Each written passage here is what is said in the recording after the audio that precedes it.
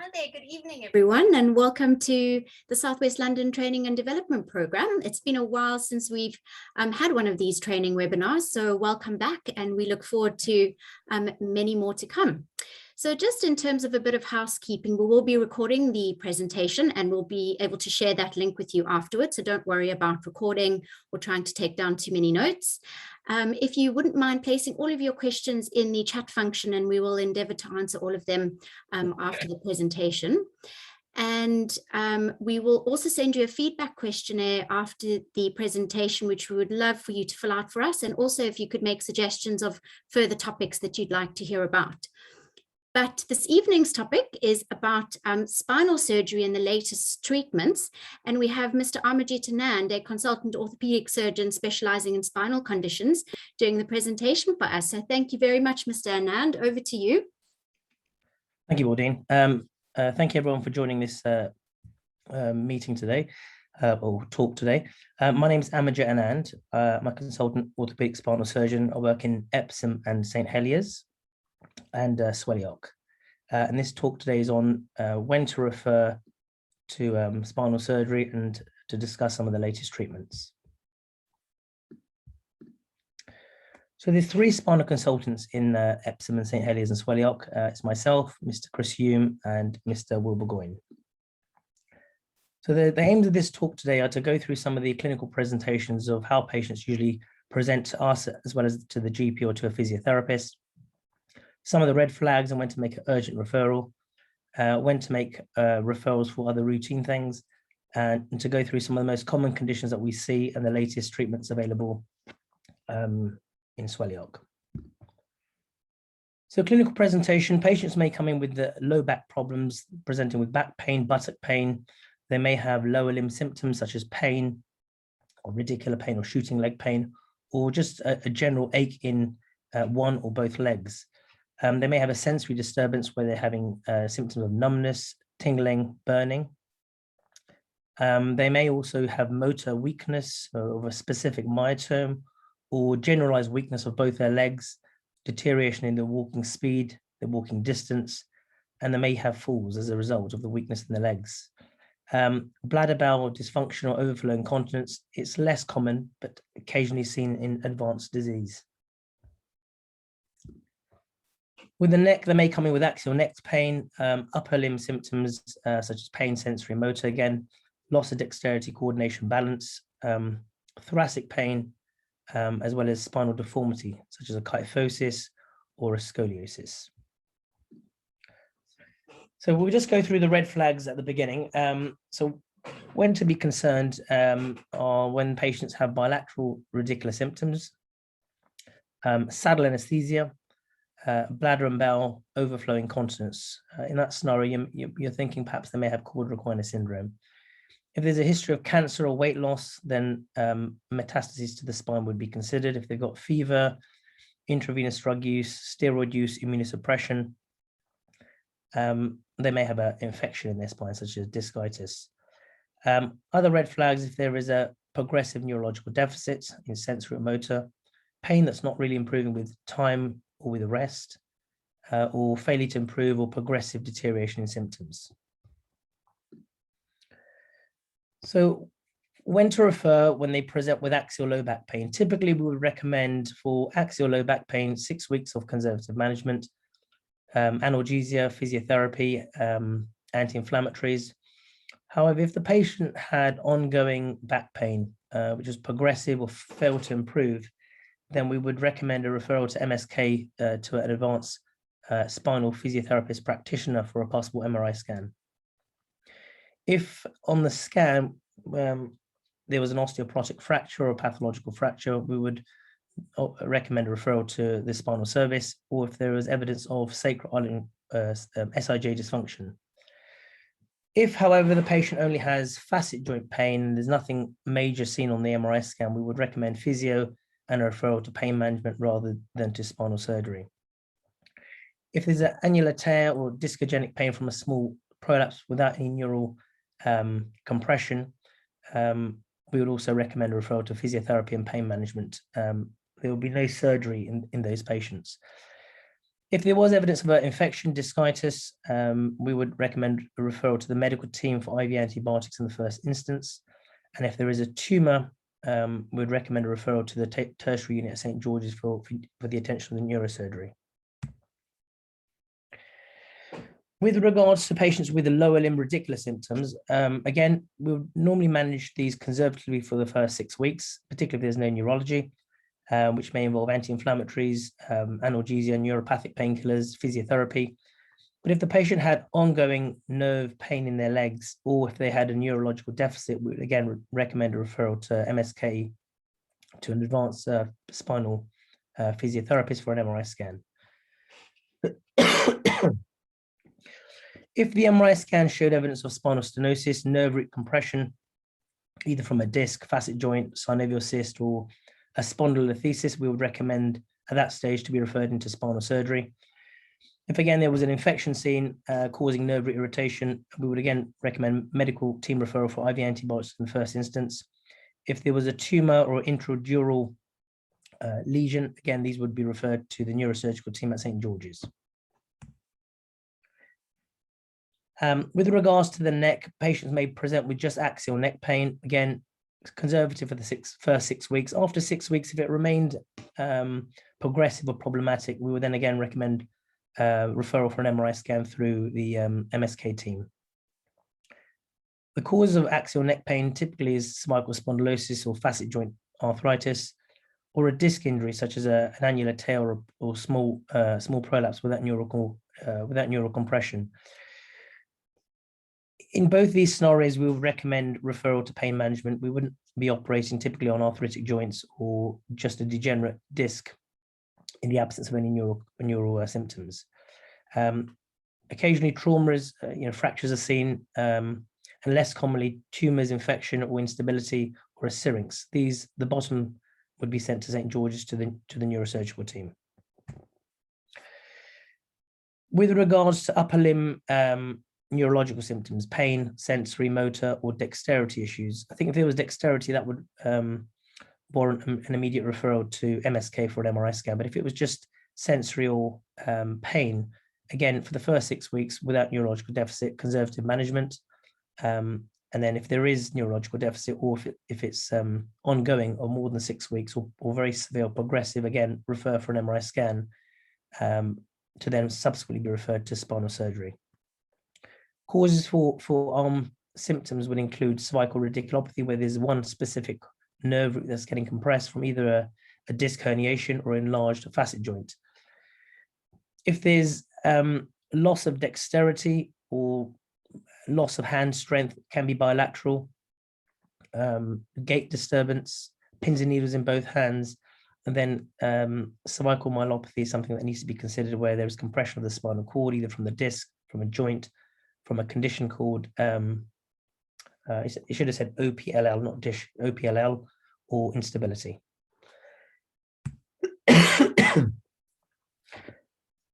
Patients presenting with thoracic pain, again, for less than 6 weeks without red flags, conservative management initially. However, if the symptoms stayed on for more than 6 weeks, or if there's any neurological symptoms, we would again recommend a referral to MSK for imaging with an MRI scan. Causes for thoracic pain can vary from osteoporotic or pathological fractures, facet joint pain, or costovertebral pain. They may have an underlying Schumann's disease or DISH, which is ossification of the anterior longitudinal ligament. They may have a thoracic disc prolapse or a thoracic disc injury, tumor infection, or scoliosis. So just briefly, we'll go through the conservative management. This is for mainly axial neck pain or discogenic pain for the first 6 weeks. Just general conditioning, optimize their weight, and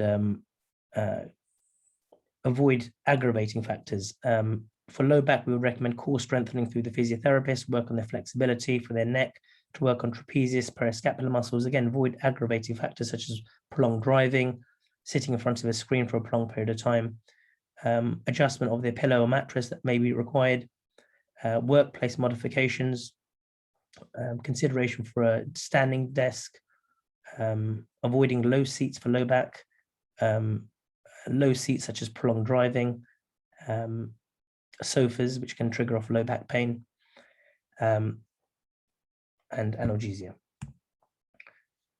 Okay, we'll go through now specific conditions. So 10 of the most common conditions that we come across are facet joint pain secondary to degenerate discs, annular tears causing discogenic pain, disc prolapses, spinal stenosis, spondylolisthesis, sacral iliac joint dysfunction, osteoporotic fractures, coccydynia, cervical radiculopathy, and then finally cervical myelopathy. Just a quick look at the epidemiology. Low back pain, very, very common. Up to 90% of patients or adults will experience low back pain at some point in their lives. It's a leading cause of disability in people older than 50 years old. 90% resolve in about 6 weeks. So hence, this is why most referrals should be made after 6 weeks, as most tend to settle with time. However, 10% of patients, it can linger on and it becomes a chronic scenario. However, most low back symptoms do improve without major surgical intervention. Just going through the basic anatomy, the motion segment is a 3-joint complex where you've got the intervertebral disc at the front and then the 2 facet joints at the back. You've got the ligaments at the front, the ALL, which is if it ossifies in the thoracic spine, we refer to that as dish. You've got the PLL at the back, that can ossify in the neck, and that's called OPLL, and interspinous ligaments. The disc itself is a hydrostatic weight-bearing structure. In a healthy disc, 80% of the load goes through the disc in that motion segment and 20% through the facet joints. There's no direct blood supply to the disc. It receives nutrients from diffusion from the end plate above and below. And L4-5 is the largest avascular structure in the body. So going through facet joint pain, degenerate disc disease is a term that we use for changes seen on an MRI scan. It doesn't signify that the patient has a disease. In fact, most patients older than 40 will have some degeneration in their discs. It refers to an individual disc with a loss of hydration or a black disc. So what we can see here is if these are the discs, these are the vertebral bodies and the spinal canal at the back. The disc should be well hydrated like this. So this is the analogy I give is like jam donut. So that's the nucleus pulposus in the middle and the annulus fibrosus on the outer side. And you can see the disc here has lost a lot of its hydration and it's now become a black disc. So this would be a degenerate disc. When the disc degenerates, the loading at that motion segment is altered. So rather than 80-20 at the back, it would now be altered. Hence, the facet joints would now start taking increased load. And in some patients, that can lead to facet joint pain episodes. So yeah, the first pathology is that the disc tends to lose hydration either through aging, through an injury such as an annular tear, and once it is injured, it tends to degenerate due to the poor blood supply. That leads to overloading of the facet joints, which can become enlarged or hypertrophy, irregular, and can form cystic lesions or cysts, synovial cysts. The ligamentum flavum, which is underneath, can also thicken, and that can also contribute to spinal stenosis. The end plates, which are for this vertebra here, this would be the superior end plate, and the bottom bit is the inferior end plate. So these often become sclerotic, which we refer to as modic changes. And osteophytes can form in various areas from the vertebral bodies, but they can also form in the foramens. And this can lead to stenosis, which just means narrowing either around a nerve root or around the spinal canal. So the terms for spinal stenosis or narrowing, if it's central where all the nerves are, where the caudal equina is, or the thecal sac is, we would term that central spinal stenosis or spinal stenosis.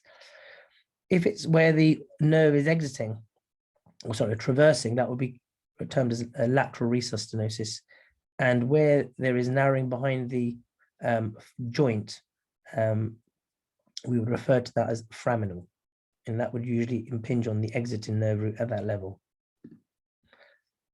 So what are the causes for degenerate disc disease? It can be idiopathic. It can just happen over time.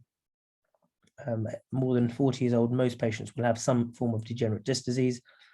It can happen prematurely if someone's had an annular tear previously in their youth. It can happen earlier, or if there's been a previous end plate fracture, because that will affect the diffusion through to the disc itself. If there's vertebral end plate calcification, diabetes, smoking, and peripheral vascular disease, which again can affect the blood supply to the disc.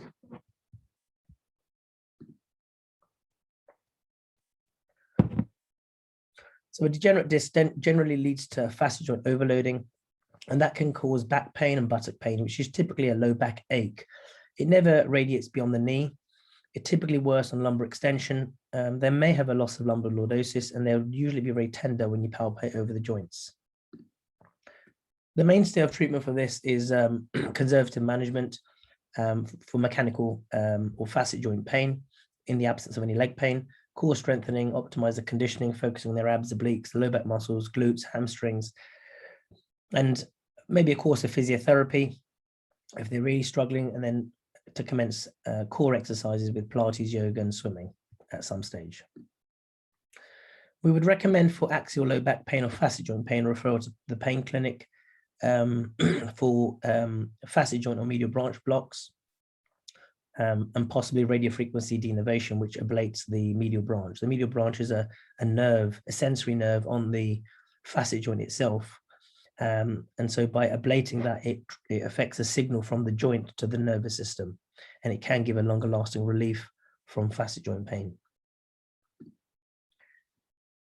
With annular tears essentially the doughy part of the disc is torn, and that can lead to discogenic pain.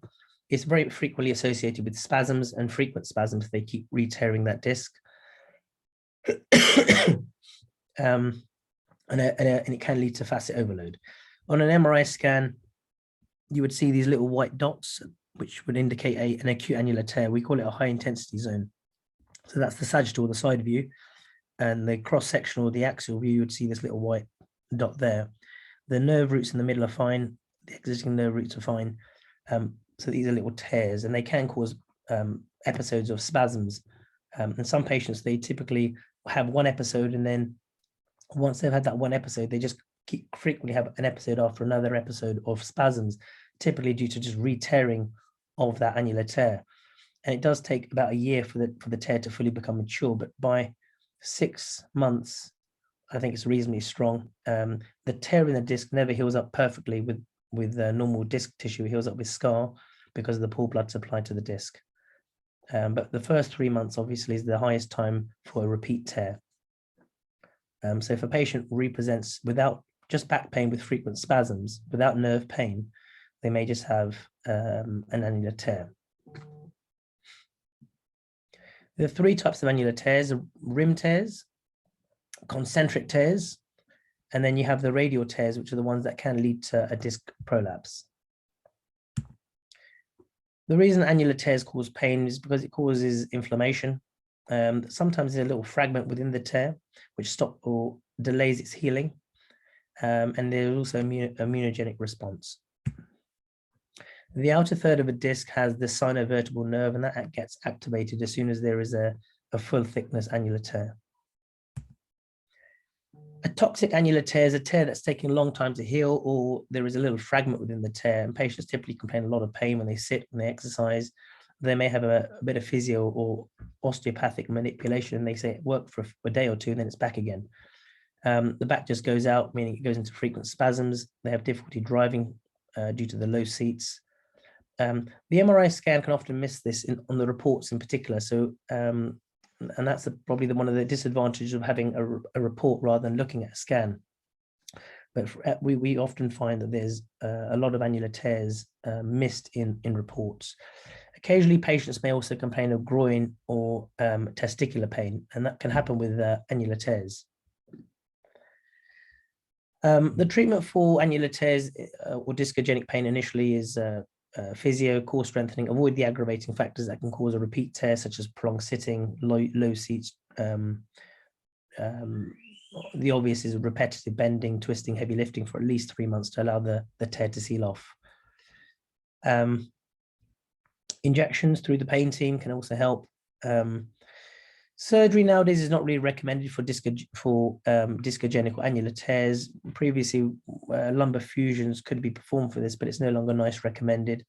Again, disc replacements will also at one stage recommended for this, but it's no longer recommended for isolated discogenic pain.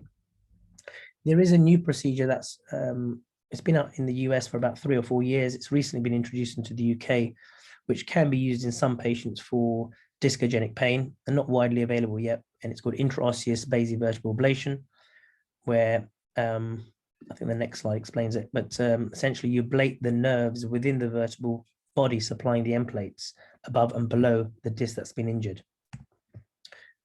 So intraosseous basivertebral ablation for persistent discogenic pain. So you essentially cannulate through the pedicle into the vertebra above and below. So say if it was this disc, you would cannulate into this vertebra and this vertebra, and essentially burn the basivertebral nerve, which would take away some of the sensation going to the disc itself, and that can improve discogenic pain. And there has been 2 randomized trials on this now showing there's been good evidence for improvement. So I think this is one of the treatment that's recently been introduced into the UK, and I think we'll be seeing more of this in the next few years. Lumbar disc replacements is no longer NICE recommended for discogenic pain. It is sparingly still used in the UK. It's inserted through an anterior approach, so there is a risk of vascular injury. So it can only be performed with the center with vascular cover. It can help with discogenic pain. It is used typically for foraminal stenosis, where there is also nerve root impingement or segmental instability rather than pure discogenic pain, but it doesn't treat the facet joint pain. So if a patient has ongoing facet joint pain and you preserve movement at that level, then they'll continue to experience back pain. Next topic is disc herniations or disc prolapses. So what causes pain? Well, the annular tear in itself activates the sinovertebral nerve in the outer part of the annulus fibrosus, the inflammation from the tear itself. There's something called substance P that gets released, and that makes the nerves even more sensitive. Compression of the nerve root itself, and the secondary effect of inflammation in the facet joints. So even when patients have a nerve impingement, often if you palpate over their joints, they also become very inflamed.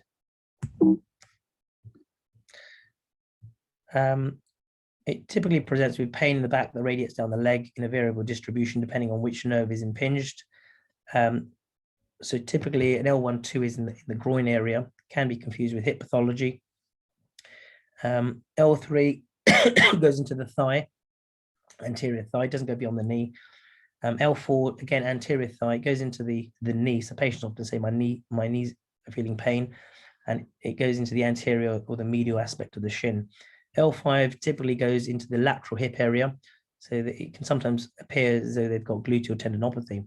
And the reason is L5 supplies the gluteus medius and minimus, which are the abductors. And they may even also have a Trendelenburg gait as a result. But it usually starts lateral, goes down the lateral thigh, lateral lower leg, and it can reach the dorsum of the foot, classically the big toe. And the S1 nerve root impingement typically goes from the back into the buttocks, hamstring, back of the knee, calf, and to the sole and the lateral aspect of the foot. So from the history itself, sometimes you can work out which nerve may be getting impinged. They may have a paresthesia or a tingling in a similar distribution, or a numbness in a similar distribution. And they may have increased pain on sitting or driving, or anything that increases intradiscal pressure, such as constipation, coughing, bending, twisting, and heavy lifting.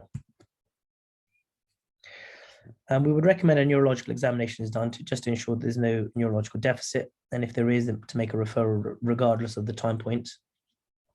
The 6 weeks typically is for where there's no neurology. So if there is neurology, we would recommend an earlier referral to MSK for imaging.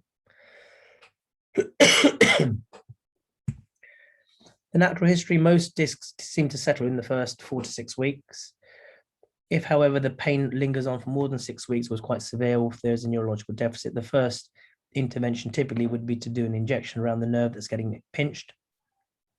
And that does 2 things. One, it reduces the inflammation around the nerve itself, around the disc and the joints. It can also help disperse the jammy part of the disc that's come out. So the nucleus pulses that comes out through the annular tear, it can help disperse that. The nucleus pulse itself is comprised of mainly water held by proteoglycans and collagen type 2. So sometimes the macrophages in the body can naturally eat that away, phagocytosis, and eat that away. And that's hence a lot of it settles within a short space of time. But the injections can speed up that process as well. And we know that can increase early return to work. I think at least one injection should be tried for most patients, and that can yield up to 80 to 90% success rate. However, some patients, the nerve pain will just continue, and the prolapse will just remain. It won't disperse, and they will go on to need surgery for this. In terms of just posture, so intradiscal pressure or pressure through the spine with different postures, we know that when you're lying down, the pressures are least. Lying on your side, it actually increases. Standing increases. When you're bending forward, it increases. When you're lifting something up or doing your shoes, that's when your back typically goes. But if you look at sitting in a good position, so office worker in a good position with a good chair, their pressure through their back is a lot higher than someone standing up. Hence why people recommend standing desks. This one is a slouch posture, but it also applies to low seats, such as sofa seats or car seats where the knees are a bit higher up. And that puts a lot more pressure on through the back. So if you've got a sitting job and you've got a slouch posture, you're sitting in a car for a long time or on a sofa or a soft, low seat for a long time, the pressure through the spine is almost as high as this, but it's far more than standing. So just it's worth being mindful that when someone has a disc injury, either a prolapse or an annular tear, the posture does become very important, particularly if they've got an annular tear, because it can progress from a tear to a prolapse. So they may come in with back pain one day, then another day they come in with ridiculous symptoms because some more materials come out through the tear. This is where discs can prolapse. So this is an axial or cross-sectional view. So this is the disc, and this is the theca or the caudal equina, the middle part. So a central disc, depending on how much it compresses, but if there's a massive disc like this, it can potentially cause symptoms of caudal equina syndrome. This is the typical one, a lateral recess disc or a foraminal disc. That would catch the traversing nerve root, that would catch the exiting, and that would catch the exiting nerve root. So that's central disc, lateral recess, foraminal, extraforaminal. So you may see that on some of the reports that are sent back to just indicate where the prolapse is or where the narrowing is.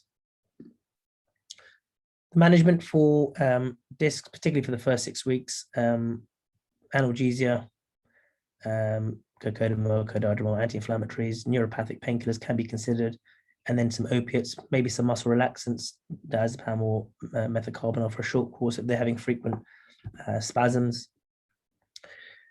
We would also recommend referral to MSK, particularly after 6 weeks, or if there's a neurological deficit, for imaging. And again, go on to then need injections through the pain team. Those patients that don't respond will then require microdiscectomy surgery. So this is a microdiscectomy at 4-5 that we've done a long time ago. You can see there's a large disc there. It's on the, this is an axial, so you're looking up at the patient. So this is the right side, so it's a right paracentral disc prolapse, and it can be done through relatively small incisions for an isolated small disc. They typically go home the same day or the next day. If it's done first thing in the morning, probably go home the same day. If it's done later in the afternoon, maybe, or maybe the next day. There's no real role for injections where there's caudal equina syndrome. So caudal equina syndrome, again, you take it from the clinical symptoms, bilateral symptoms, or bladder bowel dysfunction, saddle anesthesia. Sometimes it can be difficult, and I think a bladder scan is very valuable. And there's been good studies on this recently, two recent publications showing that if there is a post-void of more than 200 with symptoms that correlate with caudal equina syndrome, those patients should be urgently assessed and operated on. The obvious is the bladder and bowel and the saddle anesthesia. If there's progressive weakness and progressive neurology, those patients probably need surgery rather than injections. And if there's a painful foot drop, painless foot drop, there's no real evidence now that it does any better than surgery. So there is a window of opportunity to help with the painful foot drops. The relative indications are refractory nerve pain or recurrence after injections.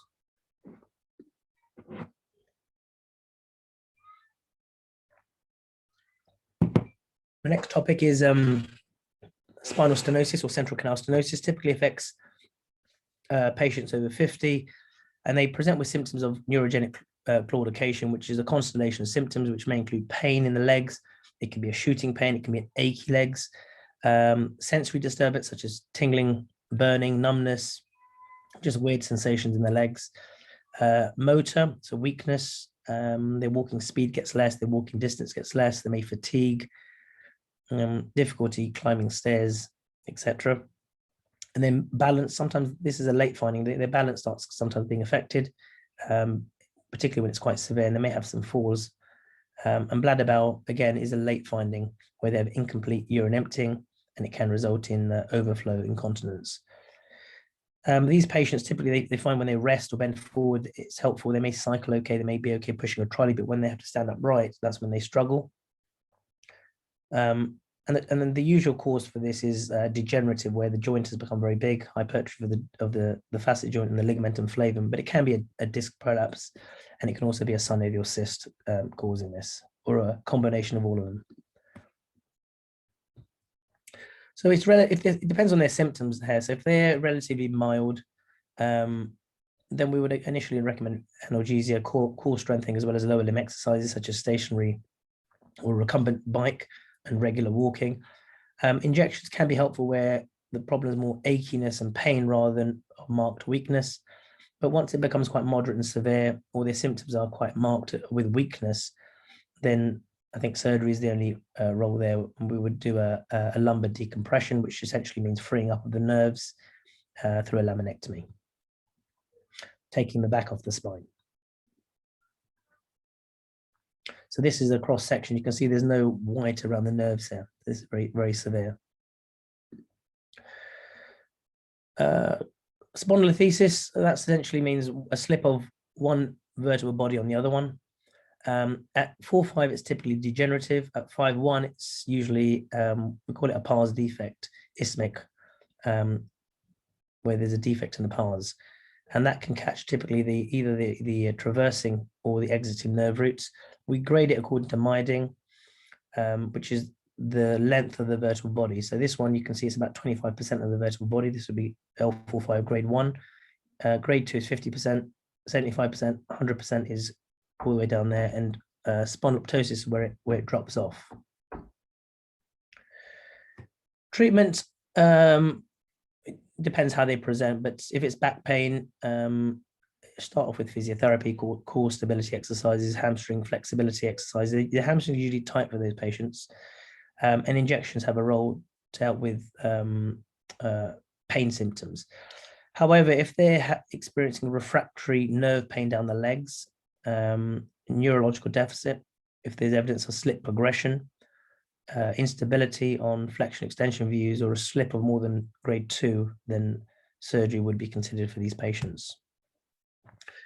In terms of the type of surgery that's done, there are two options, and we normally base it on this. So when would you just perform a decompression, and when would you decompress and fuse? So for a decompression alone, it would usually be at a 4-5, grade 1, degenerative spondylolisthesis, low risk of further slip progression, and the absence of symptomatic femoral stenosis. Essentially, that means if the nerve is not trapped behind the joint, then the joint can be preserved, and you can just free the nerves in the central area and the lateral recess without violating too much of the joint. If, however, there is narrowing in the foramen, which means behind the joint, then in order to free the nerve, the joint has to be removed, which would render the spine even more unstable. Hence, the patient would need a fusion. L5S1 is lytic, so they are almost always unstable and need a fusion if they are experiencing nerve pain that doesn't settle with injections. And L45, even the degenerative ones, if it's more than grade 1, fusion would typically be performed. This picture here is a patient that we'd done a TLIF on in the past. They had foraminal stenosis. They had a grade 1 slip, and I didn't do the flexion extension. I think I did the flexion extension views, but I've only put one view there, and you can see the facet arthritis there. And this patient had a TLIF, so they managed to reduce this one and put a cage and put some screws in. And this patient did very well. And prior to the surgery, they had a walking distance of about 100 yards. Just a brief talk about the type of fusions, which you may see in some of the letters or post-op notes that you may receive. So the spine can be fused in six main ways. So posteriorly, there's two ways. One is called a posterolateral fusion, where screws are put in, but no cage. And you wouldn't put a cage in someone with very soft bone, because what can happen, the cage can just sink into the bone and subside. So if someone's very osteoporotic, we wouldn't always put a cage in. The reason to put a cage in is two reasons. One is to increase the surface area for fusion, but it can also improve the alignment, the sagittal balance. So the alignment of the patient can be improved, particularly if it's multi-level. With one cage, perhaps it may not correct the sagittal balance too much, but if it's multi-level, a cage can help correct the alignment of the spine. PLIF is performed posteriorly. It's the same as a posterolateral fusion, but a cage is inserted. A TLIF can be performed either, it's a posterolateral approach. You can either make a midline incision or a slightly posterolateral incision, and the cage goes in posterolaterally rather than pure posteriorly.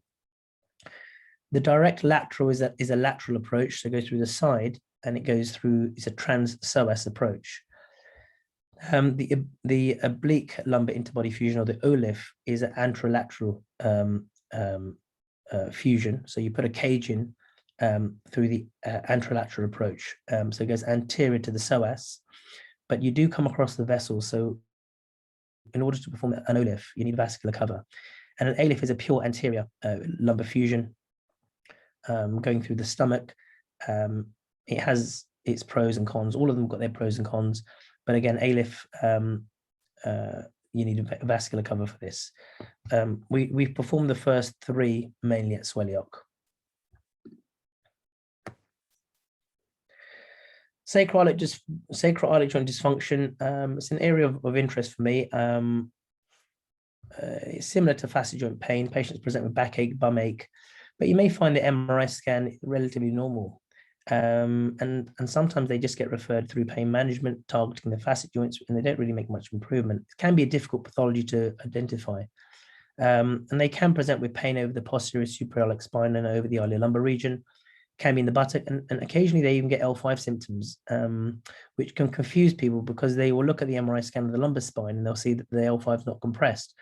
And the reason why it gets compressed or irritated is just anterior to the sacroiliac joint, the L5 is passing over here. So it's very important to know that, because when you're fusing this, if your implant goes anteriorly, they will wake up with L5 radiculopathy. So if there is an osteophyte at the front or a bit of slight instability, it's a pretty solid joint, but if even micro movements of that joint can elicit a lot of pain, but it can also irritate the L5 nerve that sits anterior to the joint. Some patients have difficulty rolling in bed, sitting. Some of them come in clinic and agony, they can't even sit down. They haven't been able to sit down for years. And they often go through a role of pain specialist to one surgeon to another pain specialist to cope and various things, and it can be overlooked. It can occur in post-pregnancy. So post-pregnancy, because of the altered hormones in pregnancy that allow the fetus to grow and the pelvis to expand, sometimes you can get pelvic pain or sacroiliac joint pain in pregnancy. It can linger during breastfeeding. Typically after that, when the hormones are back to normal, it tightens up, but some people do have ongoing sacroiliac joint pain after pregnancy. Trauma, what I mean by trauma is proper trauma, like hit by a car or falling down a set of stairs. That can cause damage to some of the ligamentous structures and lead to instability of the sacroiliac joint. Inflammatory arthropathy, so patients with rheumatoid arthritis or any inflammatory arthritis, Angst-Bond, can develop sacroiliac joint pathology. and patients that have had a previous L5-S1 lumbar fusion.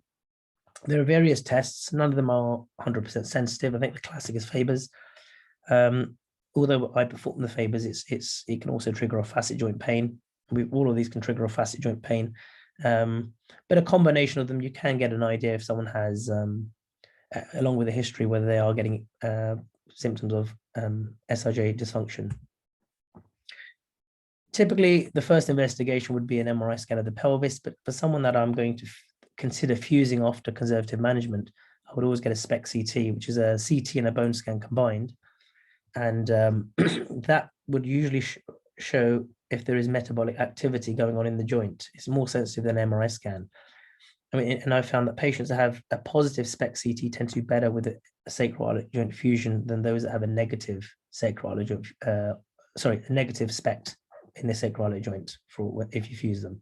So the cohort that have a positive SPECT tend to do better.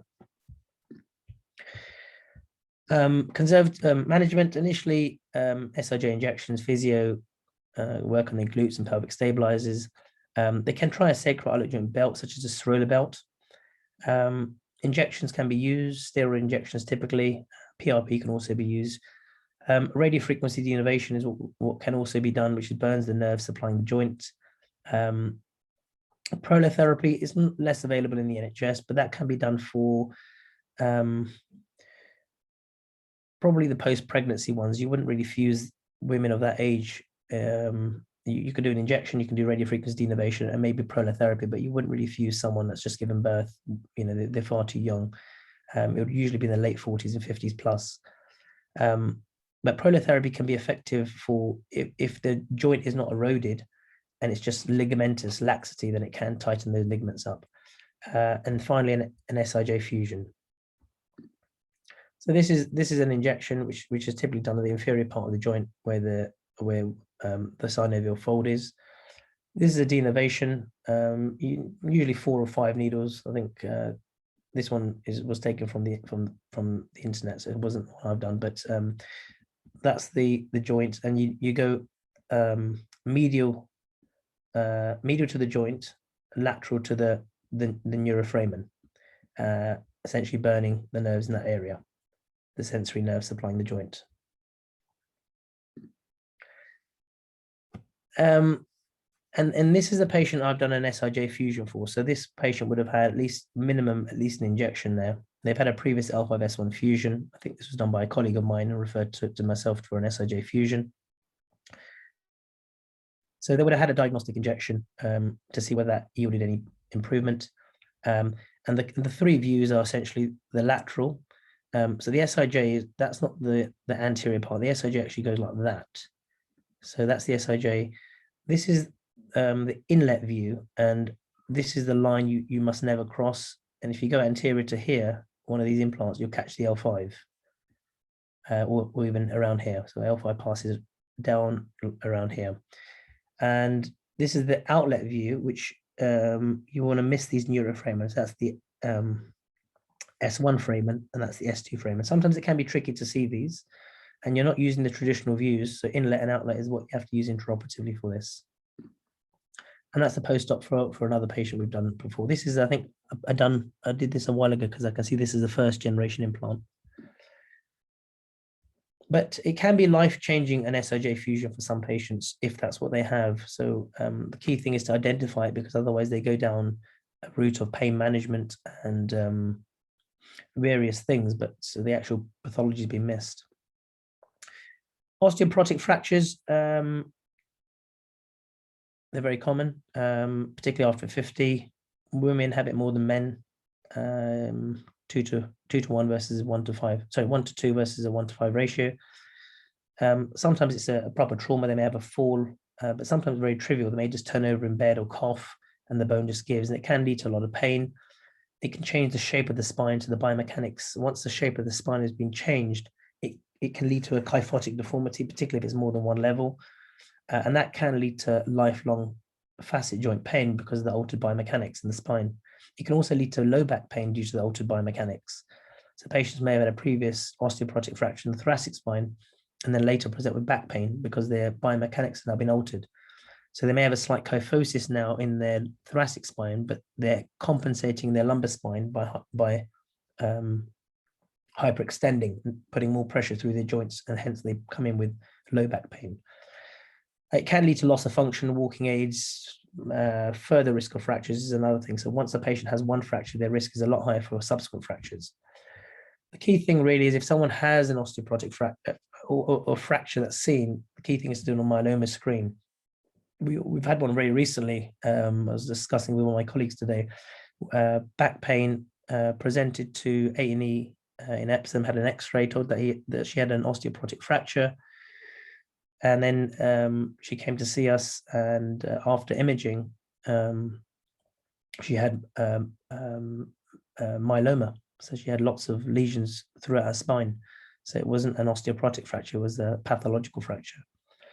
An MRI scan with stir sequence is very useful. It tells you if it's pathological. It will also tell you whether it's healed. So a stir essentially tells us whether there's ongoing bony edema. So if you look at this scan here on the right, you can see that this bone's broken, that one's broken, that one's broken, that one's broken, that one's broken. But on the stir sequence, you can see that the only ones that are lighting up is this one, and maybe a little bit that one. So the rest of them are old. These are still new. This one's fresh, this one's fresh, this one's healing. So if you were going to perform a vertebroplasty or a kyphoplasty, it would only be on these two, not the others. Also, it's very important to perform a DEXA scan to try and reduce their chance of getting another osteoporotic fracture. So non-operative is indicated for some patients. Treat the osteoporosis, alendronic acid or IV zoledronic acid, vitamin D, calcium. If they've gone through that, then denosumab and teriparatide can be considered by rheumatology. Most heal with time, analgesia. A brace can be used in some patients for up to 12 weeks. The role of spinal injections is there for those that have almost healed, but or the configuration of the fracture is not suitable for cementation. But for a lot of patients, I think early cementation, they tend to do better rather than waiting around.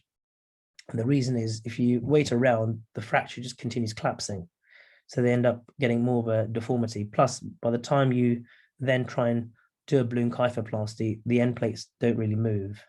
So you may stabilize it, you may improve their pain, but you will not be able to alter the shape of the vertebra. So the first principle in orthopedics is reduction, open reduction or reduction of the fracture. But if you wait around too long, and the fracture still hasn't healed, you're never going to reduce it, because it would have started solidifying in that compressed position. And the longer you leave it, it can lead to further collapse. So I think if patients are in pain, they've got an acute fracture and they're struggling with it, then cementation with either vertebroplasty or kyphoplasty would be considered, and they should be referred in. So what this just essentially involves cannulating the vertebrae, the unipedicular or bipedicular. It's similar to a vertebroplasty and kyphoplasty, almost identical. It's just that a balloon, a little tube goes through there and it inflates, and then the balloon is taken out, and then you create a little void essentially with the balloon. But it can push some of the end plate up if you get to them early enough. Just a quick note on coccydynia or coccyx fracture, pain on sitting, pain on transitioning. They may be sitting on one cheek or moving from one cheek to the other. They may have had a fall onto a surface or sat on a hard surface for a long time. An X-ray can be done, a CT can be done, but gold standard is an MRI scan. Rule out fracture, rules out bony edema. Typically, most will be degenerative, but the key thing is to rule out a chordoma, which can be overlooked. So I think a lot of people just sometimes they present with coccydynia, they inject them.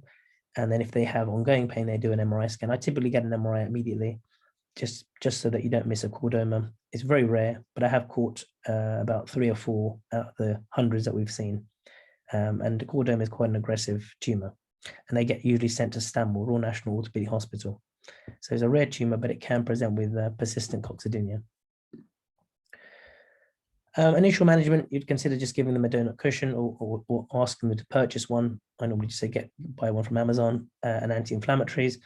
If it doesn't settle, then you can inject around the tailbone itself, the sacrococcygeal joint. You can go through the joint itself into the front where there is the impar ganglia, and you can inject around there. Prolotherapy can also be used if it's very hypermobile. Radiofrequency denervation to burn the nerve supply to it.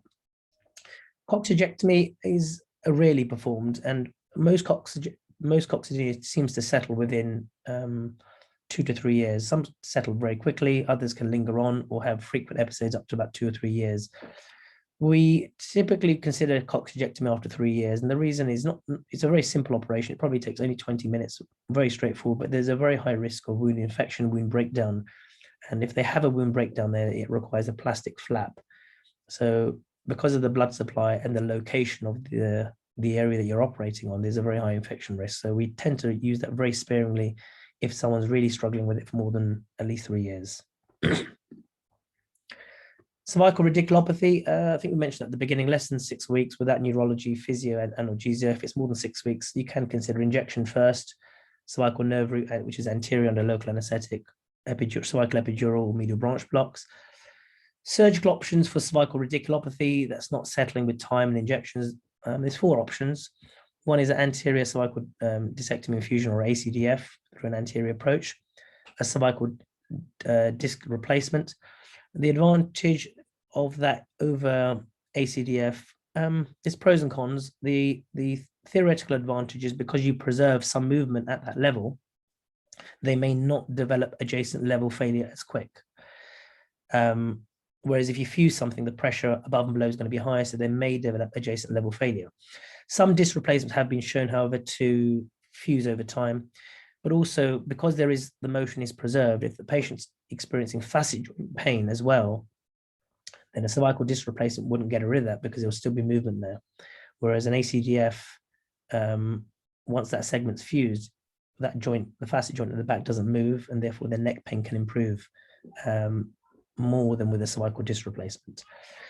One of the newer procedures that we've recently introduced into SWL is an MIS cervical fusion called DTRAX, which I think it's on the next slide, which I'll show you, but it's an MIS procedure that can be performed posteriorly.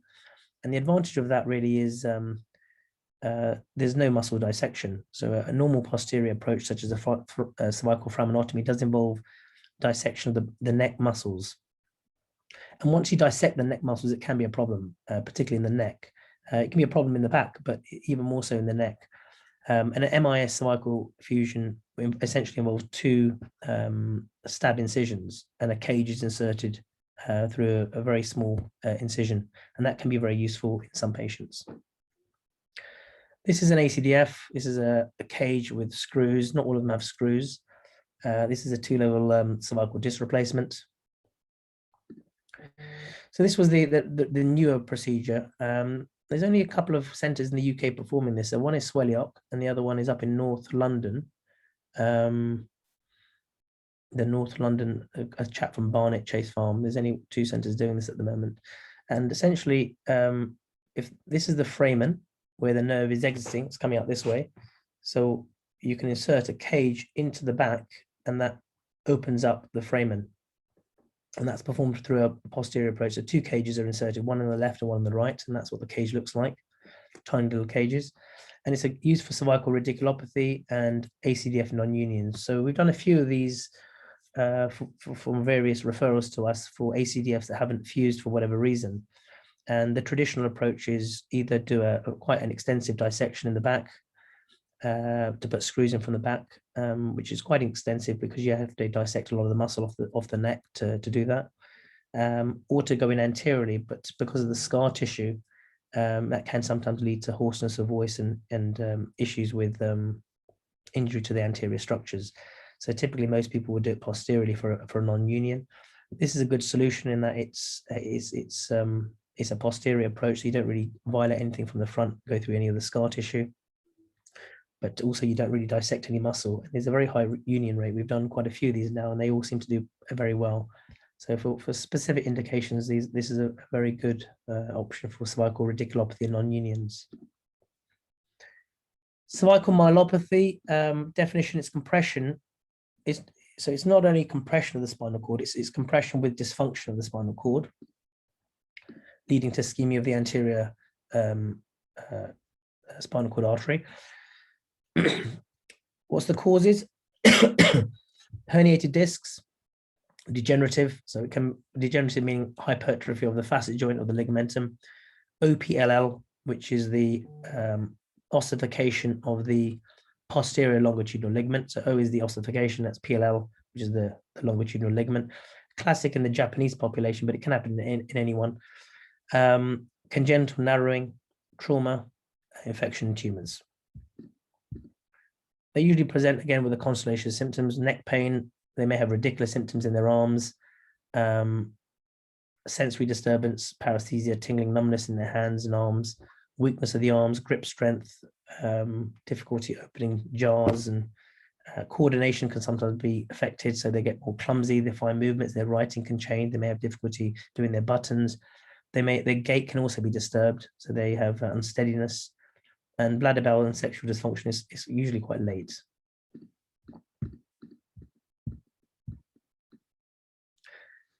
So once patients start experiencing symptoms of core dysfunction, so narrowing itself doesn't always give you symptoms, but once they start getting symptoms of core dysfunction, it's usually a stepwise, a slowly progressive stepwise deterioration. Occasionally you find it's very progressive and very rapid, and very rapid ones we normally send to St. George's because you need to operate them very quickly and you need to have an emergency list available.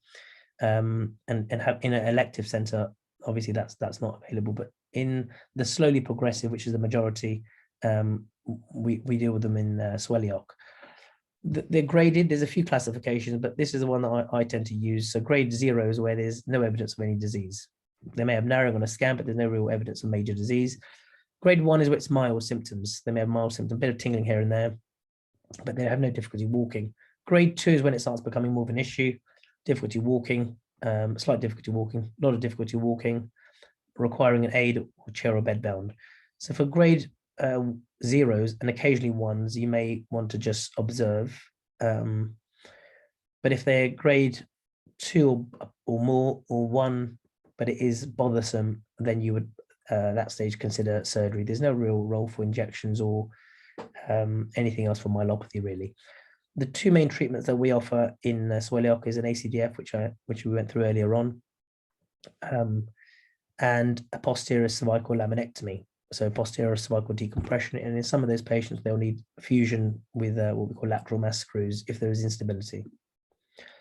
So this is I'll just go back a second. There's also other options: cervical corpectomy and laminoplasty, which we do less of, occasionally required. So corpectomy is occasionally required, laminoplasty even less often. This is an ACDF, 2-level ACDF. This is a corpectomy cage. So essentially you remove most of the vertebral body and then you put a large cage in that spans the whole thing. And sometimes you have to supplement that with posterior screws as well. And that's why we don't tend to do it as much, because you end up doing a 2-stage procedure in some instances. This is an intraoperative image of a laminectomy performed. So this is just, once I finish, I normally just check how much where I've decompressed to. So you can see these spinous processes have been removed. The lamin has been removed. And this is allowing me to get into the spinal canal now. So we can see that segment's been decompressed. This one is the same. This one's been decompressed, but also we've had to stabilize this one with lateral mass screws. So this take-home message, when to seek advice. If there's persistent low back pain despite analgesia, physiotherapy, they've tried conservative management, progressive or persistent radiculopathy, any neurological deficit, weakness, numbness, tingling, history of trauma, or any of the red flags that we discussed at the beginning. Thank you. Any questions? Thank you very much, Mr. Anand, for a brilliant and very comprehensive presentation. I'm just going to, there's a couple of things in the chat function that I'll read out, but anybody else who wants to ask any questions, please do post them in the chat function. So Julia has said that, thanks for this, Amajit. Just want to bring to your attention my systematic review on the diagnostic accuracy of DRE for chordoequina syndrome. So that's digital rectal examination. That DRE of anal tone is potentially harmful due to its low sensitivity and high risk of false reassurance, and it's therefore no longer recommended in any clinical setting. Yeah, I didn't mention that, but it is medically legal required. I must agree. I agree with that. I agree with that completely, because when I worked, we don't see that many now acutely because we're mainly in an elective centre, but in A&E, obviously, they will be seeing them. And when I did my fellowship in Nottingham, it was a regional centre. So there was every night you'd get at least 10 calls from various hospitals of potential cord requiner. And the PR is something that was not of any use, I must say, but it was always done by the juniors, always done for medical legal reasons. I think the bladder scan is more sensitive, much more sensitive, because what tends to happen early on, the patients start retaining. And that's sometimes not obvious. So they may not have overt incontinence. And the bowel incontinence is also very late. It's usually an overflow, but the urine one, it starts subtly. So it's not like when they have an incontinence, it's not just the bladder just contracts. What's happening is it's a neurogenic bladder. It's not contracting. So what happens, it starts filling up and they don't squeeze it out. Or early on, they squeeze out some, but some lingers behind. And that's why we do a post void. So if they go urine and it hasn't emptied, it should be less. It should really be less than 50. But if they've got 200 or more, it's quite a big indicator. If you want to be more sensitive, is 150. And occasionally patients that have this also sometimes present with urine infections because there's always some old urine lingering behind. So I think, although it's done for medical legal purposes, a bladder scan is much more sensitive. And I'm aware now there's also these devices. I don't know what it's called. I've never used it, but I don't know, rather than putting your finger in, you've got a device that you put in and you're meant to squeeze, but I think it's very inaccurate. So I agree with you, but it is still done and performed at the initial assessment for some patients that have those symptoms, mainly for medical legal purposes, to be honest with you. But for valuable reasons, I would recommend a bladder scan over that. Thank you. And then from Harriet, painful foot drop or painless foot drop. In first contact physio roles in GP practices, we can see these very early, so acute 1 week. In this instance, how quick would you advise onward referral for surgical opinion? Straight away or watch and wait for a short period? I think for the painful foot drops, you should refer, to be honest with you. It was one of those three. Remember the three I put up? One was the cord requiner, one was the painful foot drop, and one was the progressive neurology. But the painful foot drops have a window of opportunity to really improve them. So there is evidence that surgery for painful foot drop is better if you operate on them. Painless foot drop is not urgent now. You potentially miss the boat. But the pain is an indicator that the nerve is under stress and it's damaged. That's why they've got a foot drop. So if you take that stressor away, get rid of the pain, the nerve can recover pretty quickly. And we have done a few of these, and they have had dramatic results where you see them before surgery and you see them in recovery and it's come back. It doesn't always happen like that, but it has. I've had quite a few like that. The painless foot drops, we operate less for. And also, actually, so some of the painful foot drops, if it lingers for longer, sometimes it takes a longer time to recover or not at all. So the quicker you can get to them, the better in general. The painless foot drops, I think you've missed the window, really, because the pain indicates, the absence of pain indicates the nerve is no longer under stress, but it's damaged. So the nerve may not be inflamed anymore. There's no pain, but the nerve is now left damaged. And although you still can operate on those, the evidence that it makes any difference compared to conservative management is no different. So I think for the painful ones, try and refer quickly, I would say, painful foot drops. For the painless ones, just get them through MSK and, well, they will have to go through MSK now, isn't it? So yeah, but I would, the urgent ones are the painful ones, painful foot drops. And then from Julia, do you perform MUA alongside your coccyx injection? No. I don't find it very beneficial at all, to be honest with you. In my training, there were 3 ways it was done. One, some people would just do an MUA. Some people would do a blind injection with an MUA in the anesthetic room. I always get imaging, so I know what we're dealing with beforehand, and it's always image-guided injection. And I inject not only in one joint, the sacrococcygeal joint, I inject along the whole course because there are 4 little bones there. And when you do a coccygectomy, you sometimes find actually it's not the sacrococcygeal joint that's the problem, it's one of the middle ones. So I tend to inject across the whole lot of it. And I find the results for that are better than just putting your finger in and wiggling it around. I don't find that makes much difference, to be honest with you. I think one of my colleagues, or they may do that, but I've never done that, and I don't think I've had a problem with that. I think the results are better with image guided, and if you inject along the whole thing. So although you say sacrococcygeal injection, actually it's a sacrococcygeal, but it actually injects across the whole joints, all the joints going down, and I find that better than just wiggling it around. Thank you. And then from Prabhu says, excellent presentation. How soon do you suggest the vertebral fracture should be referred to spine surgeons? Most settle within 3 months. When should you suggest intervention? Should there be edema in MRI?